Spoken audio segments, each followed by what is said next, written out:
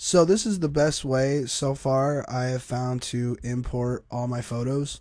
Um, so I've got my folders here. Let me shut this one.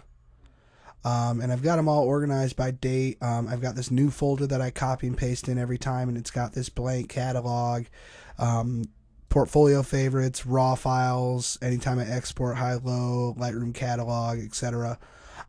Basically, what I do though is I'll just open this up, and you can rename it if you want to. That's fine.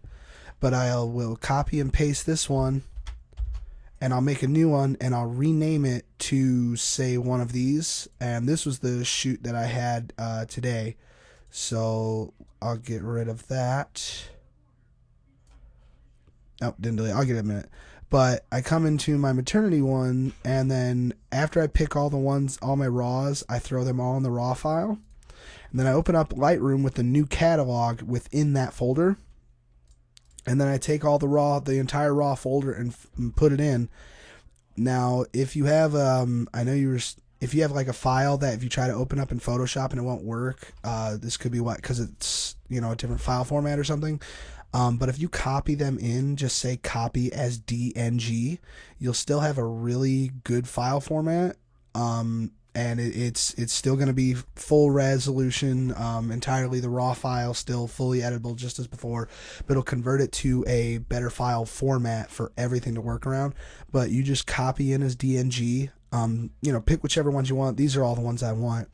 But then you'll come over into here where it says destination, and then it'll just pick like what the last one you happen to use or whatever. Just kind of find it.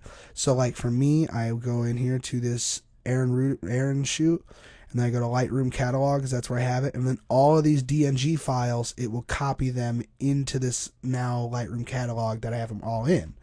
So then as I put it in there, I'll click import, and it'll have all those raw files that I had before that I had chosen, and the CR2 is the Canon. That's the Canon file type.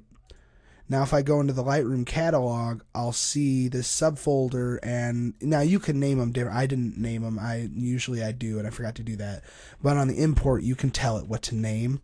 But now it's a DNG file, which works flawlessly between Photoshop, Lightroom, Bridge, and everything else, but you still have full resolution, no compression, and you're absolutely safe to do. And this is the best way that, going through a couple other people's, this has been the best way for me to import stuff. But yeah, so hope that helps.